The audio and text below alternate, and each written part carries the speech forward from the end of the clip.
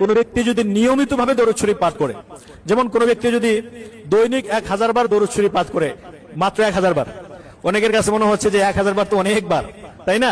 কিন্তু কোন ব্যক্তি যদি এই আমলটা করতে পারে, আল্লাহ তাআলা, আমি এই আমলটা করার পরে, আমি পরীক্ষিত একটা আমলের কথা বলছি, আমার কোন একটা সময়ে 2018 সালে একটা বিষয়ে খুব বেশি প্রয়োজন ছিল, এবং এটা এমন একটা সময় প্রয়োজন, ওই সময়ে ওইটা পাওয়ার আর কোনো সম্ভাবনা নেই। তো একটা আশা ছিল যে আমলটা করতে থাকে ইনশাল্লাহ, দেখি আল্লাহ এর দ্বারা কোনো ফলাফল দেয় কিনা।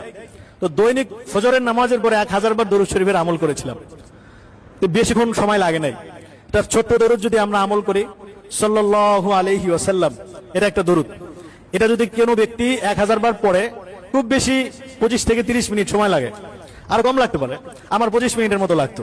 তো প্রতিদিন ফজরের নামাজের পরে এই আমলটা শুরু করলাম। তো শুরু করার পরে আল্লাহর উপর ভরসা করে গেলাম। তো যাওয়ার পরে আসলে আল্লাহ তাআলা এত সহজে মানে ওই জিনিসটা আমার নসিবে দান করছেন, এটা আমি কল্পনাও করতে পারিনি। এত সহজে দান করছেন, অথচ ওইটার জন্য প্রতিযোগিতা হয়, অনেক কম্পিটিশন হয়, অনেক কিছু হয়।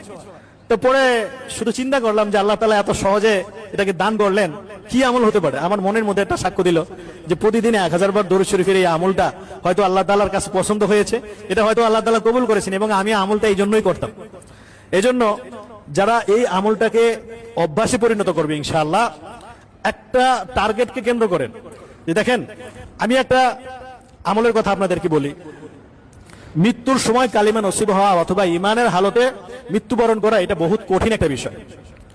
আমাদের কাছে, অনেকের কাছে এটা সহজ মনে হতে পারে, কিন্তু মৃত্যু পথযাত্রী যারা, মৃত্যুর সম্মুখীন যারা হয়েছেন, একমাত্র তারা বলতে পারবেন যে মৃত্যু যন্ত্রণাটা কতটা কঠিন। হাদিসের মধ্যে আসছে, যখন একজন ব্যক্তির কাছে মালাকুল মউত সামনে চলে আসে, ঠিক তখন ফেরেশতার একটা, শয়তানদের একটা টিম চলে আসে, শয়তানের একটা টিম চলে আসে যে এই ব্যক্তিকে এই শেষ মুহূর্তে যদি ঈমান হারা করে দিতে পারি তাহলে আমি সাকসেস।